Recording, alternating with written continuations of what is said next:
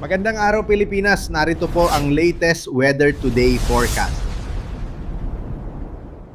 Makikita natin dito sa ating latest satellite images, itong mga kaulapan sa kanlurang bahagi ng Luzon ay ang epekto ng southwest monsoon o yung hanging habagat.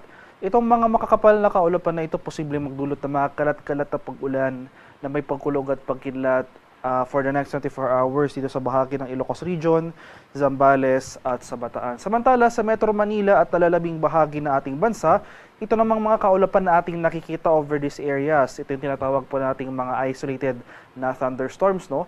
Yung mga pag-ulan na ating posibleng maranasan ay dulot lamang ng localized thunderstorms. Yung mga pag-ulan na ito, hindi naman po natin inaasahan na magtatagal magdamag.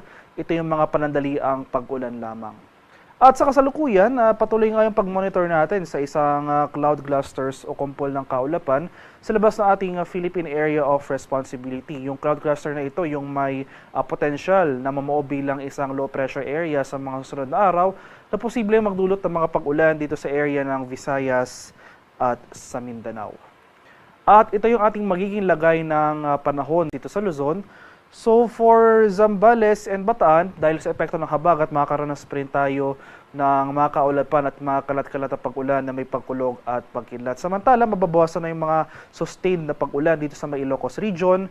For Metro Manila at talalabing bahagi ng Luzon, magpapatuloy itong generally maaliwalas na panahon, bahagyang maulap hanggang sa maulap na papawirin. Yung mga pag-ulan lamang ng localized thunderstorms ang posible nating maranasan.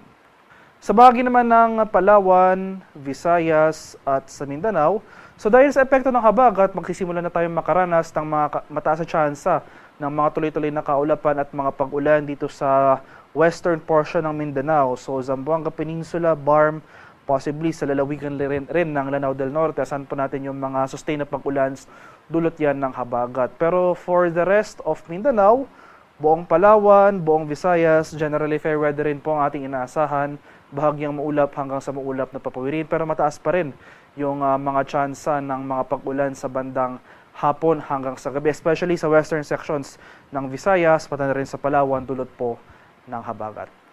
At sa kalagayan natin karagatan sa kasalukuyan, walang nakataas na gale warning at banayad hanggang sa katamtamang pag-alon ang mararanasan sa malaking bahagi ng ating bansa. Gayunpaman, iba yung pag-ingat pa rin sa ating mga kababayan na maglalayag, sapagkat kung meron tayong offshore na thunderstorm activity, ito yung mga pag-ulan sa ating mga dagat baybayin, asahan po natin yung mga pagbugso ng hangin, kaakibat nito ang bahagyang pagtaas ng ating mga alon.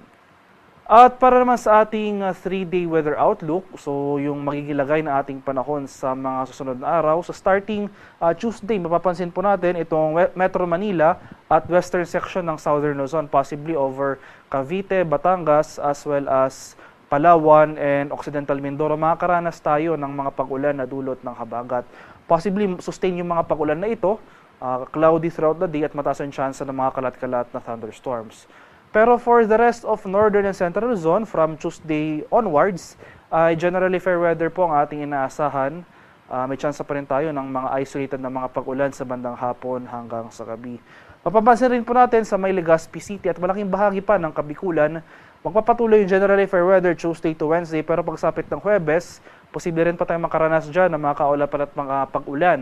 Dahil yung nabanggit ko pong cloud cluster kanina na may potential na maging low pressure area, posible pong makaapekto sa silangang bahagi ng ating bansa. Same case rin po for Visayas, starting Tuesday, dahil sa epekto ng habagat, asahan po natin yung mga pag-ulan, mga sustained na mga cloudiness, as well as yung mga kalat-kalat na thunderstorms. By Wednesday and Thursday, most of Visayas na makakaranas na ng mga pag-ulan. Itong Central and Eastern Visayas, asahan na po natin yung mga sustained na cloudiness at mga thunderstorms. Dahil nga po, tulad nung case po sa Bicol region kanina, dahil po dun sa cloud cluster na may potential na maging low pressure area in the coming days, asahan po natin yung mga kalat-kalat na thunderstorms over most of Visayas from Wednesday to Thursday. So dahil sa pinagsama epekto ng habagat at ng potential na LPA, asahan po natin yung mga pag-ulan sa malaking bahagi ng Visayas sa mga susunod na araw. Sa bahagi naman ng Mindanao, by Tuesday magpapatuloy yung mga pag-ulan dito sa may Zamboanga Peninsula, Barm at Lanao del Norte. Buong Mindanao na makakaranas ng mga pag-ulan by Wednesday and Thursday dulot ng potential low pressure area. Pero by Tuesday, no, generally fair weather pang ating inaasahan sa central and eastern portions ng Mindanao.